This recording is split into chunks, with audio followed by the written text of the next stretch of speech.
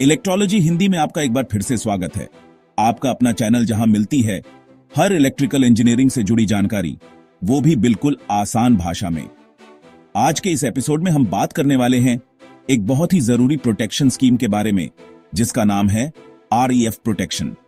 ये एक ऐसी प्रोटेक्शन टेक्निक है जो हमारे इलेक्ट्रिकल सिस्टम को सुरक्षित रखने में बेहद अहम भूमिका निभाती है। तो चलिए शुरू करते हैं और समझते हैं कि REF प्रोटेक्शन क्या है और ये क्यों इतना जरूरी है। REF यानी रिस्ट्रिक्टेड अर्थ फॉल्ट प्रोटेक्शन एक स्पेशल स्कीम है जो पावर सिस्टम में अर्थ फॉल्ट्स को डिटेक्ट और हैंडल करने के लिए बनाई गई है। अर्थ फॉल्ट्स काफी खतरनाक हो सकते हैं। ये न सिर्फ इक्विपमेंट्स को डैमेज कर सकते हैं, बल्कि पावर आउटेजेस और इंसानों के लिए भी खतरा पैदा कर सकते हैं। REF प्रोटेक्शन का काम है सिर्फ एक स्पेसिफिक एरिया के अंदर ग्राउंड फॉल्ट को डिटेक्ट करना। यही कारण है कि इसे रिस्ट्रिक्टेड अर्थ फॉल्ट प्रोटेक्शन कहा जाता है।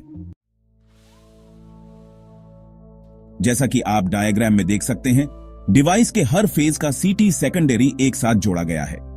फिर इन सभी के कॉमन टर्मिनल्स को एक न्यूट्रल करंट ट्रांसफॉर्मर यानी NCT के सेकेंडरी से जोड़ा जाता है।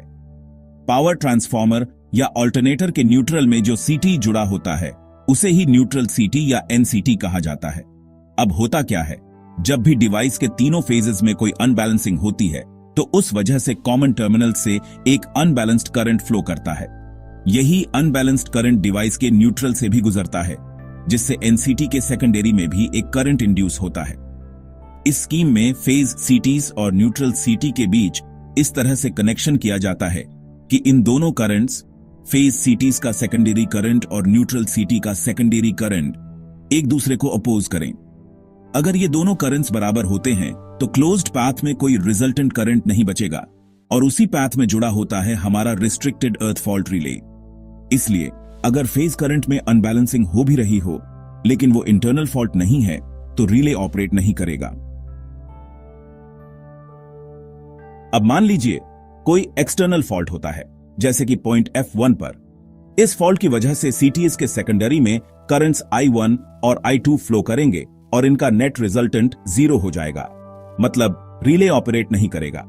लेकिन अगर फॉल्ट डिवाइस के प्रोटेक्शन जोन के अंदर होता है, जैसे पॉइंट F2 पर, तो वहां केवल करंट I2 ही मौजूद रहेगा और वही करंट अर्थ फॉल्ट रिले से गुजरेगा।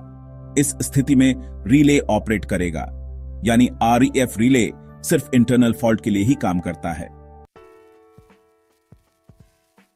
हाई इंपेडेंस REF स्कीम में हम एक स्टेबलाइजिंग रेजिस्टर भी जोड़ते हैं। इसका काम है रिले की सेंसिटिविटी को कंट्रोल करना, ताकि एक्सटर्नल फॉल्ट की स्थिति में रिले गलती से ऑपरेट न कर जाए। अगर किसी स्थिति में कोई CT सैचुरेट हो जाए तो यह रेजिस्टर इस तरह डिजाइन किया जाता है कि फुल फॉल्ट लेवल के दौरान अनसैचुरेटेड CT जो वोल्टेज देगा वो इतना करंट प्रोड्यूस न करे जिससे रिले की सेटिंग से ज्यादा करंट फ्लो हो। इससे हम रिले को फॉल्स ऑपरेशन से बचा पाते हैं। अब बात करते हैं कि REF प्रोटेक्शन क्यों इतना उपयोगी है। 1. तेज फॉल्ट डिटेक्शन। REF प्रोटेक्शन बहुत ही जल्दी अर्थ फॉल्ट को पकड़ लेता है, जिससे इक्विपमेंट डैमेज और डाउन टाइम काफी हद तक कम हो जाता है। 2. Personal safety. यह स्कीम फॉल्टी सेक्शन को तुरंत आइसोलेट करती है, जिससे मानव सुरक्षा बनी रहती है। 3. कैटास्ट्रोफिक फेलियर की रोकथाम। यह प्रोटेक्शन माइनर फॉल्ट्स को मेजर फेलियर में बदलने से रोकती है। तो दोस्तों, आज हमने जाना कि REF प्रोटेक्शन क्या होता है, ये कैसे काम करता है और इसे क्यों इलेक्ट्रिकल सिस्टम्स की सेफ्टी और रिलायबिलिटी के लिए इतना महत्वपूर्ण माना जाता है। अगर आपने इस वीडियो से कुछ नया सीखा हो या जानकारी अच्छी लगी हो तो इलेक्ट्रोलॉजी हिंदी को लाइक करें, सब्सक्राइब करें और बेल आइकॉन जरूर दबाएं, ताकि आपको हर नए वीडियो की नोटिफिकेशन मिलती रहे। फिर मिलते हैं एक और इलेक्ट्रीफाइंग एपिसोड के साथ। तब तक के लिए स्टे चार्ज्ड।